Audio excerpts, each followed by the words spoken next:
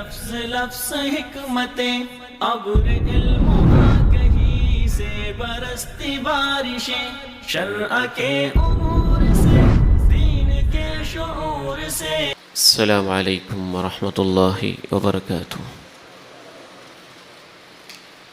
الحمد للہ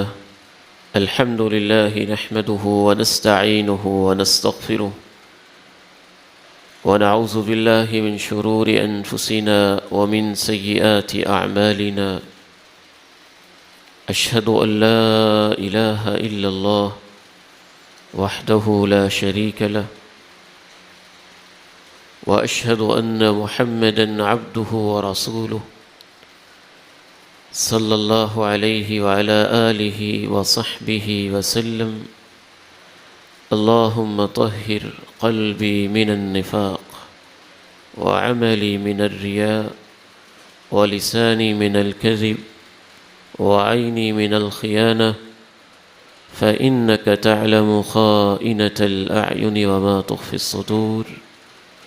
رب اشرح لي صدري ويسر لي أمري واحلل عقدة من لساني يفقه قولي.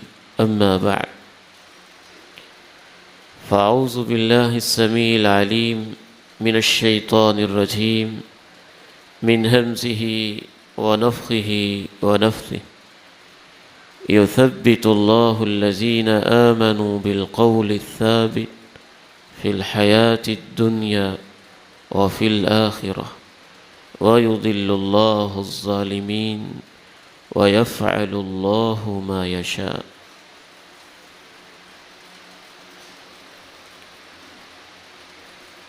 صبح سورج کے نکلنے سے پہلے سپیدہ سحر نمودار ہوتا ہے، پھر آفاق پہ ایک لالگی پھیلتی ہے اور اس کے بعد سورج اپنی پوری آب و تاب اور رونق اور شعاؤں کے ساتھ نمودار ہوتا ہے، اپنے سفر کا آغاز کرتا ہے، پھر عروج پہ پہنچتا ہے، نصف النہار کا وقت ہو جاتا ہے، پھر اس کے زوال کے سفر کا آغاز ہوتا ہے، شام کے وقت دوبارہ لالگی پھیلتی ہے اور وہ ڈوب جاتا ہے. کچھ اسی طرح سے میری اور آپ کی زندگی کی بھی صبح اور شام ہوتی ہے. ماں کے پیٹ سے ہم پیدا ہوتے ہیں، بچپن سے گزرتے ہوئے، لڑکپن کا سفر کرتے ہوئے، جوانی کو چھوتے ہوئے، کہولت اور ادھیڑ عمر، اور پھر شیخوخت اور بڑھاپا، اور سب سے آخر میں آ جاتی ہے شام زندگی. اور جو سورج ہماری زندگی کا ماں کے پیٹ سے طلوع ہوتا ہے، شام کے بعد وہ سورج قبر میں جا کے ڈوب جاتا ہے. غافل سمجھتا ہے موت ہے اختتام زندگی، یہ ہے شام زندگی، صبح دوام زندگی. بالخصوص رمضان کی سحریوں اور افطاریوں میں کبھی آپ اپنے گھر میں بیٹھے ہوں تو آپ کو ایسے ہی ڈوبے ہوئے سورج اور ان کی شامیں کبھی کبھی بہت ستاتی ہیں. سحری کے دسترخوانوں پہ اور افطاری کے متنوع کھانوں پہ آپ کو یقیناً بہت دفعہ وہ بچھڑی ہوئی ماؤں کے چہرے بھی یاد آتے ہیں اور جدائی کے غم دینے والے باپوں کی شفقتیں بھی ستاتی ہیں. کبھی بہنیں، کبھی بھائی، کبھی بیٹے، کبھی کزنز، کبھی عزیز و اقارب، کچھ دوست، کچھ کولیگز، کچھ آفیسرز، کچھ ماتحت، کچھ ہم سفر کشر و فقائے زندگی یہ انسان کو رمضان کی سحریوں، افطاریوں اور عید کے دنوں میں خصوصی طور پہ یاد آتے ہیں۔ اسی موضوع کو کہ زندگی کی شام کیسے ہوتی ہے، آج دارالفلاح کے اس خوبصورت پلیٹ فارم پہ میں نے نام منتخب کیا ہے شام زندگی۔ کچھ زندگیوں کی شام ہوتے میں نے اپنی آنکھوں سے دیکھی ہے، اور ان میں سے کچھ چہرے تو ایسے ہیں جو مجھے کبھی بھی نہیں بھولتے ہیں۔ یہ شیطان ہے جو مجھے اور آپ کو غافل کر دیتا ہے اور شام زندگی کے بارے میں سوچنے نہیں دیتا۔ بہت کچھ کہنے کو ہے کہ شام زندگی کیسی ہوتی ہے، لیکن آج کی اس گفتگو میں ہمارا مرکز و محور ہوگا کہ شام زندگی حسین کیسے ہوتی ہے اور شام زندگی تباہ و برباد کیسے ہوتی ہے۔ اس شام کے ہوتے ہی دائمی زندگی کی صبح شروع ہو جاتی ہے۔ کبھی تو ایسی شام ہوتی ہے کہ ملک الموت آ کے سراہنے بیٹھتا ہے، فرشتے کتار اندر کتار، ہاتھوں میں جنت کے کچھ پوشاکیں اور جنت کے کچھ خاص تحفے لیے، مسکراتے ہوئے نورانی چہروں کے ساتھ، بڑی محبتوں کے ساتھ کہتے ہیں ایتھا النفس الطیبہ فی الجسد الطیب اخرجی الی روح من اللہ و ریحان و رب غیر غضبان۔ اے قصور شہر کے پاکیزہ انسان، تیری شام زندگی شروع ہو چکی ہے، اللہ تجھ سے ملاقات کرنا چاہتا ہے اور جنت تیرے انتظار میں۔ کبھی یہ شام ایسی بھی ہوتی ہے کہ ہاتھوں میں گرزے لیے اور اپنے منہ سے چنگاڑیں برساتے ہوئے وہ یوں انسان کو ڈانٹ پلاتے ہیں ایتھا النفس الخبیثہ فی الجسد الخبیث۔ اور خبیث انسان، خبیث جسم میں پلنے والے، تیری عیاشیوں کا وقت ختم ہوا چاہتا ہے اور سزاؤں کا وقت شروع ہوا چاہتا ہے۔ ہم میں سے ہر شخص کی یہ خواہش تو ہے کہ یہ شام زندگی حسین ہو، لیکن وہ جانتا نہیں حسین کیسے ہوتی ہے۔ ہم میں سے ہر انسان کی یہ تمنا اور آرزو تو ہے کہ شام زندگی کے لمحات اچھے ہوں اور خوبصورت ہوں، یادیں اس کی سہانی ہوں، لیکن وہ جانتا نہیں ہے کہ یہ یادیں حسین کیسے ہو سکتی ہیں۔ اور ہر شخص یہ خواہش رکھتا ہے کہ شام زندگی گھناؤنی، خطرناک، ڈراؤنی اور مہیب قسم کی نہ ہو، لیکن ہم بالعموم جانتے نہیں کہ اس شام سے کیسے بچا جا سکتا ہے۔ تو آئیے 4 سبب میں آپ کے سامنے رکھوں گا، مختصر وضاحت کے ساتھ اور تاریخی شواہد کے ساتھ، اور شام زندگی میں ڈوبتے ہوئے مختلف آفتابوں کے حقائق و واقعات کے ساتھ۔ سب سے پہلی چیز جس سے شام زندگی یا موت کے لمحے آسان ہوتے ہیں، خوبصورت ہوتے ہیں، حسین و جمیل ہوتے ہیں، وہ ہے ایمان۔ یثبت اللہ الذین آمنوا بالقول الثابت فی الحیاۃ الدنیا وفی الآخرہ ویضل اللہ الظالمین ویفعل اللہ ما یشاء۔ جب انسان نے زندگی کی صبحیں دوپہریں ایسے گزاری ہوں کہ جب بھی مانگا تو رب سے مانگا، جب بھی جھولیاں پھیلائیں تو اسی رب العالمین کے آگے، جب بھی ہاتھ اٹھائے تو رب کے حضور، اس کی نظریں، اس کی نیازیں، اس کی منتیں، اس کے چڑھاوے، اس کی دعائیں، اس کی صدائیں، اس کی آہیں، اس کی فغائیں، اس کے آنسو، اس کی سسکیاں، اس کا رونا اور ہچکی کا بند جانا، یہ سب کچھ ہوا تو رب تعالیٰ کی ذات کے لیے ہوا۔ رب ذوالجلال کی عظمت کو گواہ بنا کے کہتا ہوں، جب اس کی موت کا وقت ہوتا ہے، کبھی اس نے اپنی زندگی میں ماں باپ کی وہ محبتیں نہیں دیکھی ہوں گی جو محبتیں اس وقت اللہ اس کو عنایت فرماتا ہے۔ دل میں سکون، خیالات میں ٹھہراؤ، احساسات اچھے، اوپر سے بشارتیں، یثبت اللہ، اللہ ثابت قدم رکھتا ہے کن کو؟ الذین آمنوا، ان کو جن کے عقیدے درست ہوں، توحید پہ قائم ہوں، رب تعالیٰ کے ساتھ تعلق ان کا مضبوط، مستحکم اور پوری طرح سے پختہ رہا ہو۔ کہاں کہاں؟ فی الحیات الدنیا، دنیا کی زندگی میں بھی ثابت قدم رکھتا ہے، خیالات کو، احساسات کو، جذبات کو، دھڑکنوں کو، ایموشنز کو، دل کے گوشوں کو، اس کے تمام کی تمام اعضاء و جوارح کو رب تعالیٰ ثابت قدمی نصیب کرتا ہے۔ فی الحیات الدنیا، دنیا کی زندگی میں بھی، وفی الآخرہ، اور آخرت میں بھی۔ جناب سعد رضی اللہ تعالی عنہ و ارضا دنیا سے جا رہے، جاتے ہوئے اللہ کے پیغمبر علیہ الصلاۃ والسلام کو اطلاع ملتی ہے کہ سعد کا آخری وقت ہے اور دنیا سے وہ بس جایا چاہتا ہے۔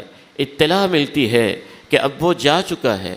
امام ابن سعد کی ایک عظیم کتاب ہے الطبقات الکبریٰ، جس میں انہوں نے کلاسیفائی کر کے عہد نبی سے لے کر اپنے دور تک کے لوگوں کے طبقات میں تقسیم کر کے اللہ کے نبی کے حالات، پھر صحابہ کا طبقہ، کبار صحابہ، صغار صحابہ، کبار تابعین، صغار تابعین، اس انداز سے ان کے حالات قلم بند کیے ہیں اور ان کی پوری بایوگرافی اور زندگی کی تفصیلات لکھی ہے۔ اس میں امام ابن سعد رحمہ اللہ تعالی لکھتے ہیں کہ اللہ کے پیغمبر کو جب اطلاع ملی تو اللہ کے پیغمبر نے اپنے صحابہ سے کہا تھا، اے میرے صحابہ، دوڑ کے آؤ، جلدی سے آؤ، اگر ہم سعد کو غسل دینے میں لیٹ ہو گئے تو سعد سے اللہ کو اتنا پیار ہے کہ اس کے آخری غسل کے انتظام اللہ خود کرے گا۔ کیسے؟ فرشتے ہم سے سبقت لے جائیں گے، وہ سعد کو غسل دیں گے، اور میری خواہش ہے، آپ فرماتے ہیں کہ ہم اس کو غسل دیں۔ بعض روایات میں آتا ہے بڑی تیزی کے ساتھ دوڑ کے پہنچے، غسل کا اہتمام کیا۔ جب غسل سے فارغ ہوئے، صحابہ نے جنازہ اٹھایا تو عرض کی، ما حملنا جنازۃ اخف من جنازۃ سعد، اے اللہ کے پیارے نبی، میتیں تو بڑی اٹھائی ہیں، سعد جیسی پھول کی طرح کی میت، ہلکی پھلکی، لائٹ ویٹڈ ڈیڈ باڈی آج تک ہم نے نہیں اٹھائی۔ فرمایا، میرے صحابہ، سعد کی میت پھول جیسی کیوں نہ ہو، اسے اٹھانا تو فرشتے بھی اپنی سعادت سمجھتے ہیں۔ شام زندگی کتنی حسین ہوئی، اتنی حسین کہ جب جنازہ پڑا تب ارشاد فرمایا، هذا الذي صلى عليه 70,000 ملك لم ينزلوا الى الارض قط، سعد کے جنازے میں شرکت کے لیے آسمانوں سے 70,000 فرشتہ صرف جنازہ پڑھنے کے لیے ایسے فرشتے اترے ہیں جو آج سے پہلے زمین پہ کبھی آئے ہی نہیں تھے۔ روح پرواز کر گئی تو فرمایا، هذا الذي اهتز له عرش الرحمن، سعد کی روح جب آسمانوں تک پہنچی ہے، پہلا، دوسرا، تیسرا، چوتھا، پانچواں، چھٹا، ساتواں آسماں، پھر سدرۃ المنتہا، پھر رب عظیم کا عرش عظیم، رب کریم کا عرش عظیم۔ فرمایا، آج ایسے انسان کی روح آسمانوں کو چیرتے ہوئے عرش معلیٰ تک پہنچ رہی ہے کہ سعد کی روح کے آنے کی خوشی میں اللہ کا عرش بھی جھوم رہا ہے، خوشی محسوس کر رہا ہے کہ بڑے اچھے انسان کی روح آ رہی ہے۔ یثبت اللہ الذین آمنوا بالقول الثابت فی الحیات الدنیا وفی الآخرہ ویذل اللہ الظالمین ویفعل اللہ ما یشاء۔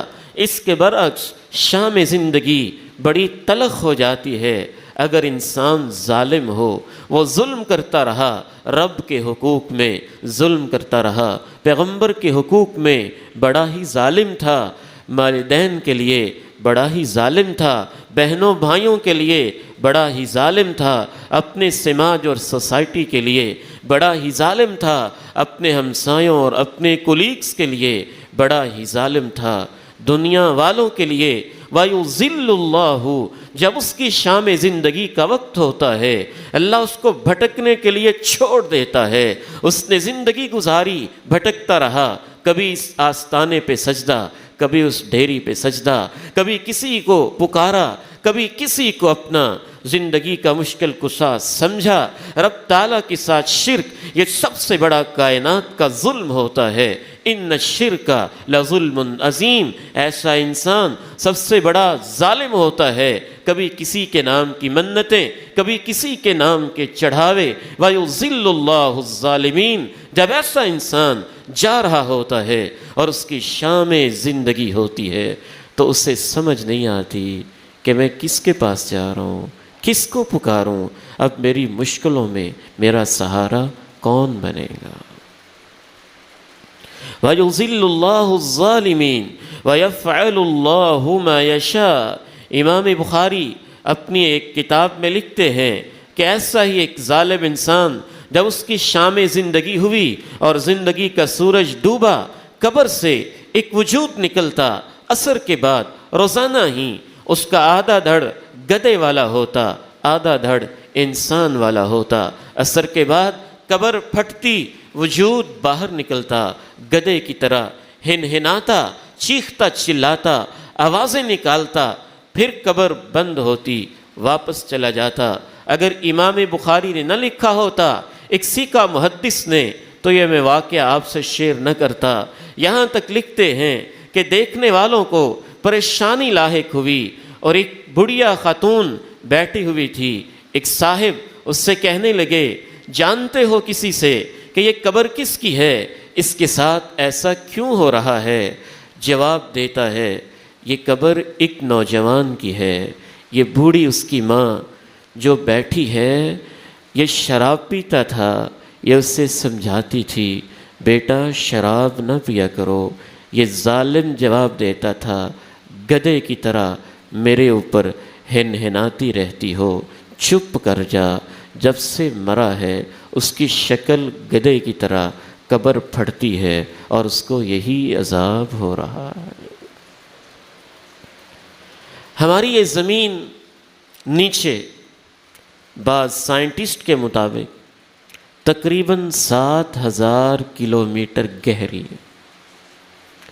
یہ 7000 کلومیٹر گہری زمین، اس کی مختلف لیئرز اور تہیں، کہیں انر کور ہے، کہیں آؤٹر کور ہے، کہیں پلیٹس ہیں، کہیں مومنٹ ہے، کہیں ابلتے لاوے ہیں، اور جو سب سے نیچے 7000 کلومیٹر میں جو اس کی سب سے آخری تہ ہے، بعض سائنسدانوں کے مطابق وہاں اتنا سخت ٹیمپریچر ہے جیسے سورج پر ہوتا ہے، آتش فشاں پھٹ رہے، لاوے ابل رہے، اور احادیث سے پتہ چلتا ہے کہ جب شام زندگی ہوتی ہے اور نفس خبیثہ اپنی خباثتوں کی وجہ سے دنیا سے رخصت ہو رہا ہوتا ہے، ایک ظالم انسان تطرح فی الارض السفلی، قرآن کہتا ہے لا تفتح لهم ابواب السماء، آسمان کے دروازے بند ہو جاتے ہیں، روح کو اوپر لے جانے کی اجازت نہیں ملتی ہے، پھر اس کو زمین کی سب سے نچلی تہ میں ایک قید خانے میں اس کی زندگی کی شام ہوتے ہی اس کی روح کو جکڑ دیا جاتا ہے۔ ان کتاب الفجار لفی سجین۔ دوسری چیز جس سے شام زندگی حسین ہوتی ہے وہ ہے اخلاص۔ اخلاص بہت بڑی نعمت۔ بندہ سنسیئر ہو، مخلص ہو، اس کے جذبات اچھے ہوں، عظیم کاموں کے پیچھے جب نیتیں گھٹیا ہوں تو بڑے بڑے عظیم کام اللہ کی نگاہوں میں بڑے گھٹیا ہو جاتے ہیں، اور بڑے چھوٹے چھوٹے کام پیچھے نیتیں خالص ہوں تو اللہ کے ہاں اتنے عظیم ہو جاتے ہیں کہ کتے کو بھی پانی کے چند قطرے پلائیں تو نیت کے خلوص کی وجہ سے زندگی بھر کے گناہ معاف ہو جاتے ہیں۔ نیتیں کھوٹی ہوں، جذبات برے ہوں، مفادات کا چڑھاوا اور غلاف میں لپیٹ کے دین کا لبادہ اوڑھا ہو تو جہاد فی سبیل اللہ اور اپنی جان اللہ کی راہ میں قربان کی ہو، بڑے واعظ و نصیحت تقریریں قرآن کی تلاوتیں کی ہوں اور بڑے بڑے پروجیکٹس میں سخاوتیں کی ہوں تو نیت کے گھٹیا پن کی وجہ سے جہنم کا افتتاح ایسے لوگوں سے کیا جاتا ہے۔ شام زندگی اس لیے بھی اہم ہوتی ہے کہ جب آپ کی زندگی کی شام ہو رہی ہوتی ہے اور بس قبر کی پہلی رات شروع ہونے والی ہوتی ہے اور موت کی گھڑیاں ہوتی ہیں، نزع کا عالم کفی ہوتا ہے اور آخری سکتہ اور سکرات کی سارے کے سارے لمحے ہوتے ہیں، تو اس وقت جیسی آپ کی نیت تھی ویسی ہی آپ کی موت اللہ آپ کو دیتا ہے۔ صحیح بخاری اور مسلم کی حدیث ہے، اللہ کے پیارے نبی علیہ الصلاۃ والسلام ارشاد فرماتے ہیں، ان الرجل لیعمل بعمل اہل النار حتی ما یبقى بینہ وبینها الا ذراع فیسبق علیہ الکتاب فیعمل بعمل اہل الجنہ فیدخلها۔ آدمی بعض دفعہ پوری زندگی گناہ کرتا رہتا ہے، گناہ کرتے کرتے اور جہنم کی راہوں پہ چلتے چلتے بس جہنم میں داخل ہونے والا ہوتا ہے، اس کے اور جہنم کے درمیان ایک ہاتھ کا فاصلہ باقی ہوتا ہے، لیکن اس ایک ہاتھ کے فاصلے میں وہ کوئی ایسی نیکی کا کام کرتا ہے کہ اللہ اس پہ اس کو موت دے کے جنتوں کا وارث بنا دیتا ہے۔ یہ ہوتا ہے اخلاص نیت کی وجہ سے، اور اس کے برعکس بھی ہوتا ہے، ان الرجل لیعمل بعمل اہل الجنہ حتی ما یبقى بینہ وبینها الا ذراع فیسبق علیہ الکتاب فیعمل بعمل اہل النار فیدخلها۔ بس اوقات ایک انسان نمازیں، روزے، حج، زکوٰۃ، انفاق، صدقات، ہمدردی، خیرخواہی، ویلفیئر کے کام، بڑے بڑے پروجیکٹس اور بڑی بڑی نیکیاں عمر بھر کرتا رہتا ہے، اور کرتے کرتے جنت کی راہوں پہ سفر کرتے کرتے منزلیں قریب ہوتی جاتی ہیں، جنت کے اور اس کے درمیان محض ایک ہاتھ کا فاصلہ ہوتا ہے، وہ جنت میں داخل ہونے ہی والا ہوتا ہے، کوئی ایسا برا کام کرتا ہے کہ اس برائی پہ اس کی موت آتی ہے اور اللہ اس کو جہنمی بنا دیتا ہے۔ میں یہ جب حدیث پڑھاتا تھا تو گریجویشن کے اسٹوڈنٹ سمجھدار ہوتے ہیں، ان کے ذہنوں میں اشکالات، سوالات جنم لیتے ہیں، پھر وہ کرتے بھی ہیں، اور میں ان کو آزادی بھی دیتا ہوں کہ بیٹا آپ پوچھیں، نہیں سمجھ بار بار پوچھیں۔ وہ ایک ہی سوال کرتے تھے کہ سر جی اس میں جانے والے کا کیا قصور ہے؟ ساری زندگی نیکیاں کرتا رہا اور جب شام زندگی کا وقت ہوا اس نے برائی کی اور جہنمی ہو گیا۔ ساری زندگی برائیاں کرتا رہا، شام زندگی کا وقت ہوا اس نے نیکی کی اور جنتی ہو گیا۔ سچی بات ہے، میرا خود ذہن کلیئر نہیں ہوتا تھا، سیٹسفائیڈ کرتا تھا، بچوں کو سمجھانے کی کوشش کرتا تھا۔ میرا ذہن تب کلیئر ہوا جب میں نے امام ابن رجب رحمہ اللہ کی عظیم کتاب جامع العلوم والحکم فی شرح 50 حدیثا من جوامع الکلم جب اس کا مطالعہ کیا تو اس میں امام ابن رجب رحمہ اللہ نے ایک بڑی پتے کی بات لکھی، ایک شیخ الاسلام امام ابن تیمیہ نے ایک کمال کی بات لکھی، کہا ایسے نہیں ہوتا بالعموم، بالعموم جیسی زندگی ہو ویسی موت ہوتی ہے، 99.99% یہی ہوتا ہے، جیسے زندگی ویسے موت۔ لیکن یہ ایکسیپشنل کیسز ایسے کیوں ہو جاتا ہے کہ زندگی بھر برائیاں کی موت اچھی، زندگی بھر اچھائیاں کی موت بری؟ امام ابن رجب رحمہ اللہ لکھتے ہیں بدسیسۃ فی قلبہ، ایسے اس وقت ہوتا ہے جب نیتیں خراب ہوں، دل میں فساد ہو، ارادوں میں مفادات ہوں، اور اللہ کے لیے بندہ خالص نہ ہو، تو مرتے ہوئے اس کو ذلیل کرنے کے لیے اس کی اندر کی دنیا اللہ دکھا دیتا ہے۔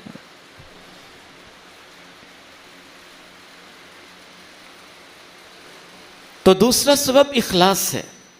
آپ جتنے مخلص ہوں گے اتنی شام زندگی حسین ہوگی، آپ جتنے منافق ہوں گے، جتنے ریاکار ہوں گے، جتنے شہرت کے پجاری ہوں گے، آپ نے احرام بھی باندھا وہ بھی فیس بک پہ نظر آنا چاہیے، آپ نے طواف کیا تو اس کی بھی پوسٹیں لگنی چاہیے، آپ نے سجدہ کیا تو اس کی بھی شہرت ہونی چاہیے، آپ نے ایک چھوٹا سا کام کیا تو اس کے بھی بڑے بڑے اعلان اور بڑے بڑے اشتہار لگنے چاہیے۔ سوشل میڈیا نے ہمارے معاشرے کو شہرت کا بھوکا بنا دیا، اور سیلفیوں نے تو بعض لوگوں کو نفسیات کا مریض بنا کے رکھ دیا۔ نماز پڑھیں تو تب سیلفی، زکوٰۃ دیں تو تب سیلفی، احرام باندھیں تو تب سیلفی، طواف کریں تو تب سیلفی، حجر اسود کو بوسہ دیں تو تب سیلفی، 2 رکعت نماز پڑھیں طواف کی تو تب سیلفی، مینا میں ہوں تو پھر سیلفی، عرفات میں ہوں تو پھر سیلفی، دعا میں آنسو بہتے ہوں تو اس کی سیلفی۔ آج کے انسان کو ہو کیا گیا ہے؟ المخلص من یکتم حسناتہ کما یکتم سیئاتہ، مخلص انسان کی ایک نشانی یہ بھی ہوتی ہے وہ اپنی نیکیوں کو یوں چھپاتا ہے جیسے برا انسان اپنے گناہوں کو چھپاتا ہے۔ میں نے اپنے والد محترم کو پوری زندگی دیکھا، پہلے وہ تسبیح کا استعمال نہیں کرتے تھے، لیکن جب کمزور ہو گئے، مولانا یوسف رحمہ اللہ رحمتاً واسعہ، پھر گنتی یاد نہیں رہتی تھی تو اس وجہ سے تسبیح کا استعمال کرتے، چھوٹی سی تسبیح ہاتھ میں ہوتی۔ اور میں نے یہ منظر کئی دفعہ دیکھا، میں نے اطلاع دی کہ کوئی وزٹر آیا ہے ابو جی، آپ سے ملنا چاہتا ہے، پہلے اپنی تسبیح کو تکیے کے نیچے چھپاتے اور پھر کہتے کہ اس کو بلا لو۔ اور وہ لوگ بھی دیکھے ہیں کہ گپ شپ کر رہے ہیں، کوئی آیا ہے تو ہاتھ میں تسبیح آ گئی ہے، چینل پہ آئے ہیں تو تسبیح ہے، ڈسکشن ہو رہی ہاتھ میں تسبیح ہے، باتیں سیاست کی ہاتھ میں تسبیح ہے، ادھر ادھر کی گپ شپ اور ہاتھ میں تسبیح ہے۔ یہ کیا ریاکاریاں ہیں؟ یہ کیا مسائل ہیں؟ جو میرے اور رب کے معاملے تھے، مجھے اس کے حوالے سے کیوں اندر آگ لگی ہوئی ہے کہ لوگوں میں میری شہرتیں ہو جائیں۔ جناب اویس قرنی رحمہ اللہ، جب ان کے تقوی کا سب کو علم ہوا تو تاریخ بتاتی ہے کہ لوگوں کی نگاہوں سے چھپ گئے تھے، پتہ نہیں چلتا تھا کہاں چلے گئے۔ منافق انسان کی موت بری ہوتی ہے، ریاکار انسان کو شام زندگی کے وقت نیکی کی توفیق نہیں ہوتی ہے۔ میرے والد محترم رحمہ اللہ نے یہ واقعہ مجھ سے کئی دفعہ شیئر کیا۔ ایک شخص پوری زندگی نمازیں، روزے، حج، زکوٰۃ، تلاوت اور اچھائی بلائی کے کام کرتا رہا، اس کی موت کا وقت آیا، ساتھی پاس کھڑے ہیں، قرآن مجید لے کے آئے کہ آپ پریشان نہ ہوں، ساری زندگی آپ رب کے قرآن کی تلاوت کرتے رہے، اور وہ یوں گویا ہوتا ہے پیچھے لے جاؤ اس قرآن کو، دفع کرو اس قرآن کو، یہ جھوٹا ہے، جھوٹا ہے، جھوٹا ہے۔ نعوذ باللہ من ذالک، اللہ میری اور آپ کی حفاظت فرمائے۔ یہ اس کے زندگی کے آخری لفظ تھے، اور یہ کہتے کہتے اس کی موت واقع ہوئی۔ تیسری چیز، 2 چیزیں ایمان اور اخلاص. تیسری چیز استقامت. اس سے شام زندگی حسین ہوتی ہے. استقامت کانٹینیوٹی، تسلسل، دوام، نیکیوں پر ہمیشگی، یکسوئی.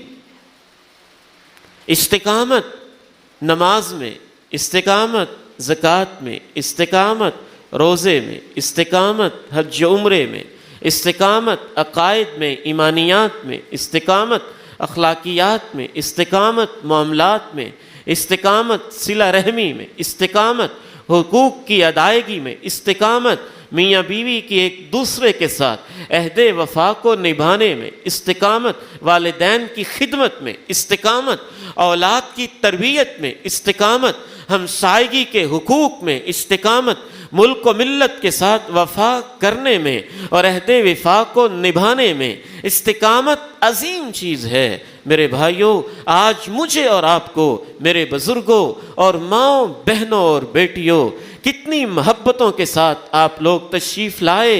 میری دعا ہے یہ گفتگو میری اور آپ کی زندگی کو بدل دے. پھر اس کا فائدہ ہے. استقامت ہی کی تو آج ضرورت ہے. رمضان کی پہلی تاریخ کو مسجدیں بھر گئیں، 5 تاریخ کو تیسرا حصہ غائب ہوا، 10 تاریخ کو آدھی رہ گئیں، 27 کی شب کو پھر بھر گئیں اور عید والے دن خالی ہو گئیں. یہ کیسی زندگی ہے؟ اچھے لوگ مل گئے تو اچھی باتیں کر لیں، بے دین مل گئے تو دینداروں کے خلاف بڑاس نکال لی، علماء کے پاس بیٹھے تو ان کی فیور میں باتیں کر لیں، علماء کے دشمنوں کے پاس بیٹھے تو علماء کے خلاف بھی زہر اگل لیا. رحمان نے بلایا تو اس کی بھی سن لی، شیطان نے بلایا تو اس کی بھی انگلیاں پکڑ کے چند قدم اس کے ساتھ بھی چل دیے. خدا کی ساتھ محبتیں وہ بھی دل میں بسائیں اور صنم کی تصویریں اس کو بھی اپنے سینے کے ساتھ چمٹا کے اور سجا کے رکھا. ایسی زندگی شام زندگی کو تباہ کر دیتی ہے. اس میں استقامت نہیں. میں آپ سے سوال کرتا ہوں، دنیا میں کوئی ایسی جاب ہے جو استقامت کے بغیر کامیاب ہوتی ہو؟ کوئی ایسا بزنس ہے کہ 1-2 دن کے لیے آپ دکان کھولیں، ہفتہ بھر بند رہے، یا 1 مہینہ کھولیں اور پورا سال بند رہے اور وہ تاجر پھر بھی کامیاب ہو اور وہ دکان پھر بھی کامیاب ہو؟ کوئی ایسی ملازمت ہے؟ آپ تو اپنے ملازم کو 20-25 ہزار تنخواہ تب دیتے ہیں جب دیکھ لیں پنکچول ہے، ریگولر ہے، ان ٹائم ہے، وقت کی پابندی کرتا ہے، وفادار ہے، وفا شعار ہے، بگھوڑا تو نہیں ہے. میرے دوستو، میرے بھائیوں، ماؤں بہنوں اور بیٹیوں، تمہیں کیا ہو گیا ہے جب دنیا کے معاملے میں ہم یہ سمجھتے ہیں کہ 20-25 ہزار تنخواہ تب ملے گی جب استقامت، ریگولیرٹی، پنکچویلٹی ہوگی، تو ہم جنتوں کے سودے رمضان کے صرف 2 دنوں اور 27 کی رات میں کرنا چاہتے ہیں. ام حسبتم ان تدخلوا الجنة ولما يأتكم مثل الذين خلوا من قبلكم مستهم البأساء والضراء وزلزلوا حتى يقول الرسول والذين آمنوا معه متى نصر الله ألا إن نصر الله قریب. استقامت کے منظر تو کائنات نے وہ بھی دیکھے ہیں کہ گڑھا کھودا گیا ہے، اس کے اندر انسان کو کھڑا کر دیا گیا ہے، آرا چلایا گیا ہے، جسم کو 2 ٹکڑے کر دیا گیا ہے، وہ پھر بھی اپنے عقیدے پہ قائم ہے. استقامت کے منظر تو تاریخ نے یہ بھی محفوظ کیے ہیں. لوہے کی کنگھیوں کو گرم کر کے جسم کی چمڑی کے اوپر چلا کے جسم کو ادھیڑ کے رکھ دیا گیا ہے، ہڈیوں کو ننگا کر دیا گیا ہے، پھر بھی اس سے اللہ احد کی اور لا الہ الا اللہ کی صدائیں بلند ہوتی ہیں۔ استقامت کے منظر تو دنیا میں یہ بھی دیکھے گئے کہ طائف کی وادی میں دونوں جہانوں کا سردار فداہ ابی و امی لہو لہان ہو گیا ہے اور وہ اپنے موقف پہ قائم ہے۔ استقامت کے منظر دنیا میں یہ بھی دیکھے کہ نماز کے لیے سجدے میں پڑے ہیں اور ظالم لعین انسان گردن کو اپنے پاؤں سے روند رہے ہیں اور وہ پھر بھی اپنی نماز پہ قائم رہے ہیں۔ میں آپ سے پوچھنا چاہتا ہوں اے قصور کے باسیوں، مضافات اور نواحی علاقوں سے جوش اور محبت کے ساتھ آنے والوں، رمضان کے بعد جب نماز پڑھتے ہو تو کیا تمہاری گردنوں پہ کوئی پاؤں رکھ کے روندتا ہے اور روکتا ہے کہ نماز کیوں پڑھ رہے ہو؟ کوئی تمہیں قصور کے چوک میں کھڑے کر کے لہو لوہان کرتا ہے کہ عقیدے پہ قائم کیوں رہے ہو؟ کوئی تمہیں میں بوریوں میں لپیٹ کے گھسیٹتا ہے کہ اپنے عقیدے کو صحیح کیوں بنا کے رکھا ہوا ہے؟ کوئی تمہیں بلال کی طرح عرب کے سنگریزوں اور گرم پتھروں پہ لٹا کے اور گلے میں رسہ باندھ کے اور سخت نکیلے پتھروں کے اندر چلچلاتی دھوپوں میں گھسیٹ کے تمہارے جسموں سے خون کے فوارے پھوٹتے ہوں اور کہتا ہے کہ اب دین کو چھوڑ دو؟ کہاں وہ لوگ استقامت والے اور کہاں ہم بغیر کسی مشکل کے عید والے دن ٹوٹل بدل ہی جاتے ہیں؟ لگتا ہی نہیں کہ یہ رمضان والے مسلمان ہیں۔ استقامت والوں کا خاتمہ اور ان کی شام زندگی بڑی حسین ہوتی ہے۔ جناب بلال رضی اللہ تعالی عنہ و ارضا رب تعالیٰ کے پاس جا رہے ہیں، پوچھنے والا پوچھتا ہے تمہاری فیلنگز کیا ہیں؟ جواب دیتے ہیں غدن نلقى الاحبہ محمدن و حزبہ، میرے احساسات یہ ہیں مجھے کوئی فکر نہیں، ادھر سے میری موت آئے گی اور ادھر سے جن ہستیوں سے ملے بچھڑے اداس ہو گیا ہوں، اللہ کے پیارے نبی اور پرانے ساتھیوں سے جنت میں ملاقات ہو جائے گی۔ استقامت والے انسان کو موت بعد میں آتی ہے اور 7 خوشخبریاں اس سے پہلے سنا دی جاتی ہیں۔ ان الذین قالوا ربنا اللہ ثم استقاموا، گنتے جائیے گا، تتنزل علیہم الملائکہ، جنہوں نے کہا ہمارا رب اللہ ہے پھر استقامت اختیار کی، تتنزل علیہم الملائکہ، جب ان کی موت کا وقت ہوتا ہے فرشتے کتار اندر کتار ان کو پروٹوکول آنر اور عزت دینے کے لیے نازل ہوتے ہیں۔ دوسری بشارت اللہ تخافو پیغام دیتے ہیں تو ساری زندگی ڈرتا رہا، آج تیری شام زندگی، صبح دوام زندگی، آخرت کا سفر شروع ہوا چاہتا ہے۔ 50,000 سال کا دن ہوگا، قبر کے اندھیرے، پل صراط کے مرحلے، مختلف مشقتیں ہوں گی، ہم پیغام لے کے آئے ہیں، ڈرنا نہیں، اللہ نے تیرے سارے ڈر ختم کر دیے۔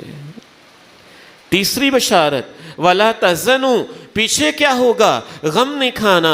چوتھی بشارت وَأَبْشِرُوا بِالْجَنَّةِ الَّتِي كُنْتُمْ تُوعَدُونَ، جس جنت کے لیے محنت کرتے رہے ہو ہم تمہیں اس کی مبارکباد دینے آئے ہیں۔ پانچویں بشارت نَحْنُ أَوْلِيَاؤُكُمْ فِي الْحَيَاةِ الدُّنْيَا وَفِي الْآخِرَةِ، سب تیرا ساتھ چھوڑ جائیں گے، ہم ہیں نا، تیرا ساتھ نبھائیں گے، تیرے ساتھ دوستیاں کریں گے۔ چھٹی بشارت وَلَكُمْ فِيهَا مَا تَشْتَهِي أَنفُسُكُمْ، جو تیرے دل میں خواہشیں ابھریں گی ایک ایسے جہاں میں لے کے جانا ہے، تیری ہر خواہش کو پورا کیا جائے گا۔ ساتویں بشارت وَلَكُمْ فِيهَا مَا تَدَّعُونَ، جو تم فرمائش کرو گے تمہاری ہر ڈیمانڈ اور فرمائش کو بھی پورا کیا جائے گا۔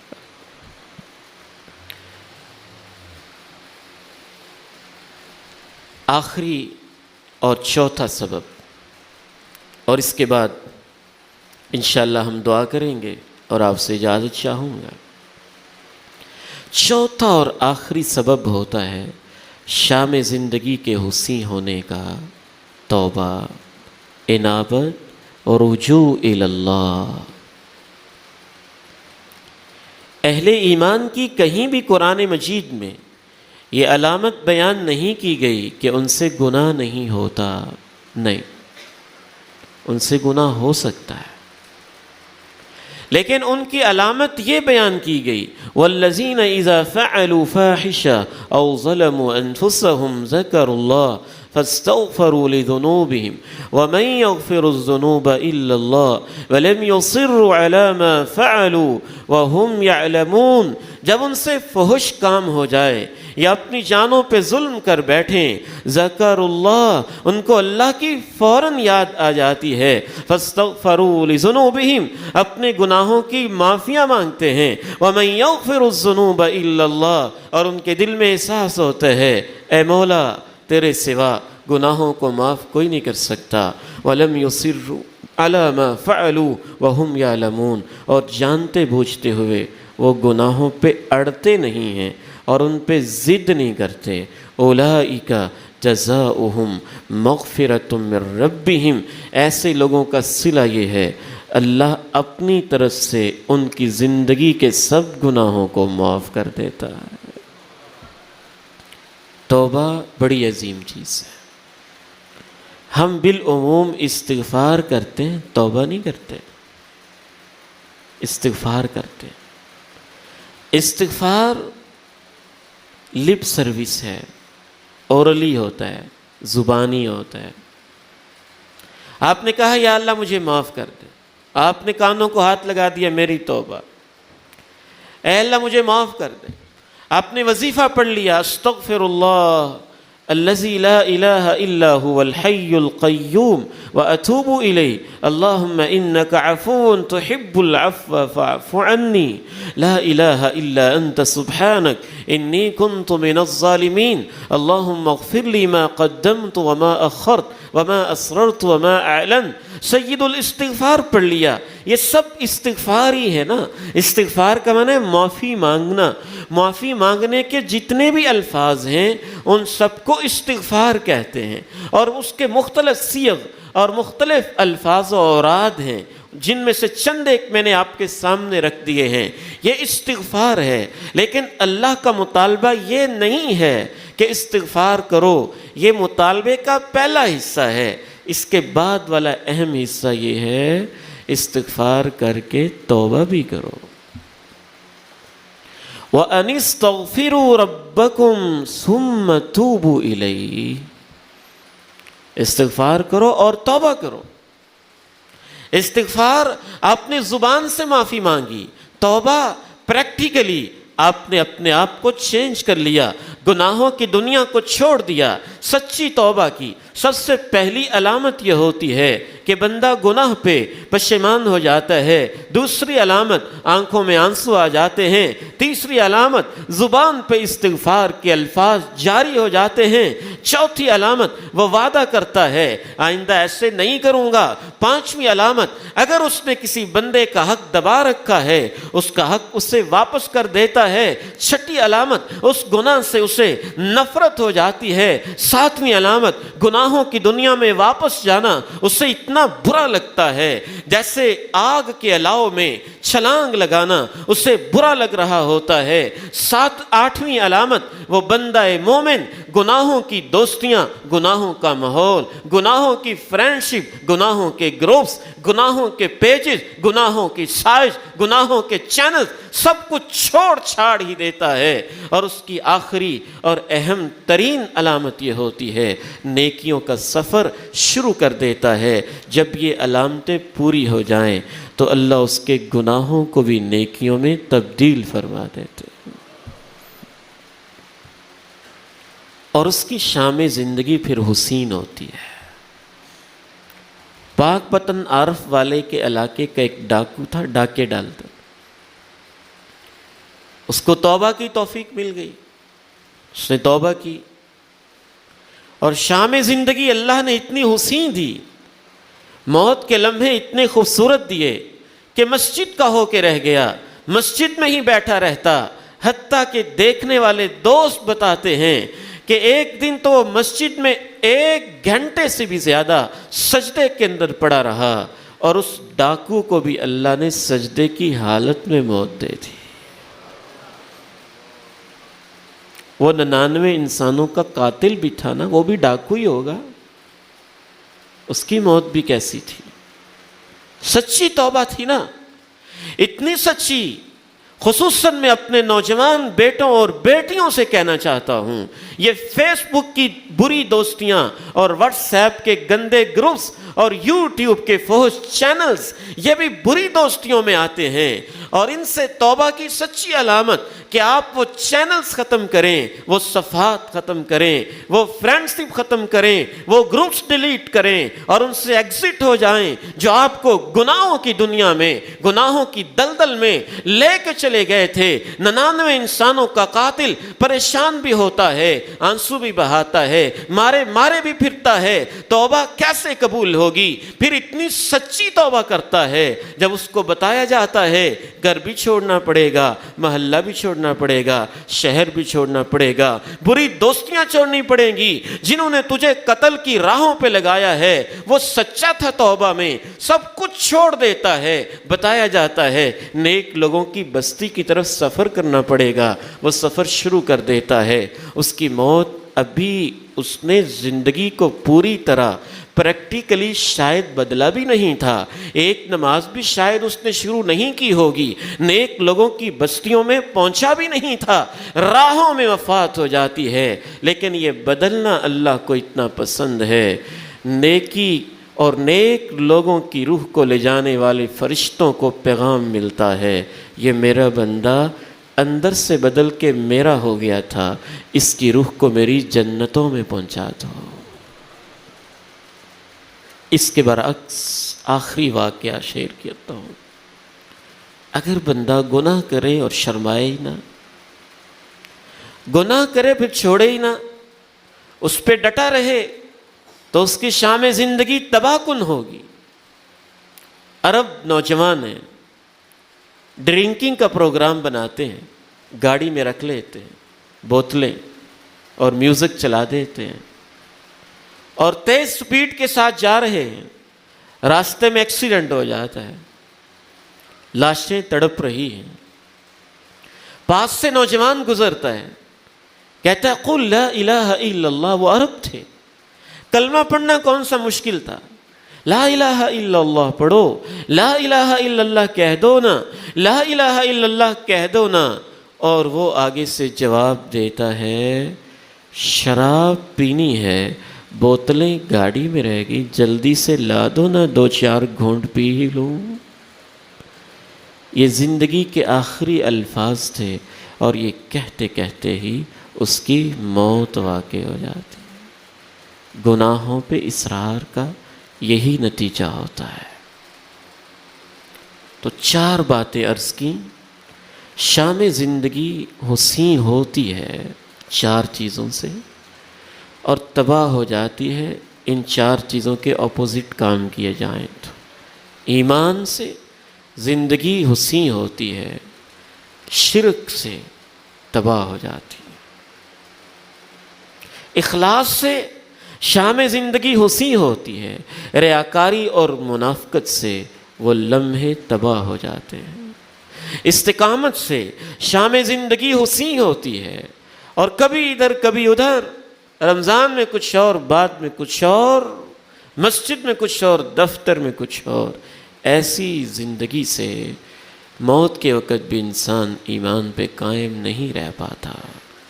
چوتھی اور آخری بات، توبہ، انابت اور رجوع اللہ سے آخری لمحات حسین ہوتے ہیں، اور اس کے برعکس گناہوں پر اصرار سے آخری لمحات تباہ ہو جاتے ہیں۔ رب کریم سے دعا ہے میری اور آپ کی شام زندگی کو رب تعالی حسین فرما دے، ہمارا خاتمہ بالایمان فرمائے۔ وآخر دعوانا ان الحمد للہ رب العالمین۔ بہت سارے احباب نے دعا کا کہا ہے، خصوصاً بہنیں اور کچھ بھائی جو کینسر کے مریض ہیں، ان کے لیے، جو بے اولاد ہیں ان کے لیے، جو رشتوں ناتوں میں پریشان ہیں ان کے لیے، اور جو ازدواجی معاملات میں اور مالی معاملات میں مضطرب ہیں ان کے لیے۔ یہ آیت ذرا دوبارہ سماعت کر لیجئے۔ اعوذ باللہ من الشیطان الرجیم يثبت الله الذين آمنوا بالقول الثابت في الحياة الدنيا وفي الآخرة ويضل الله الظالمين ويفعل الله ما يشاء.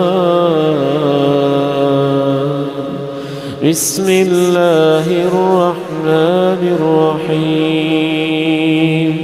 إن الذين قالوا ربنا الله ثم استقاموا تتنزل عليهم الملائكة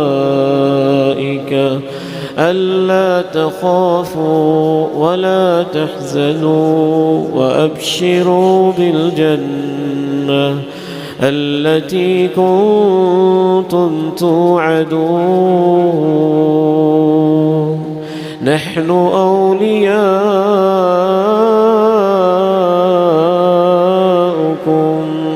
في الحياة الدنيا وفي الآخرة ولكم فيها ما تشتهي أنفسكم ولكم فيها ما تدعون.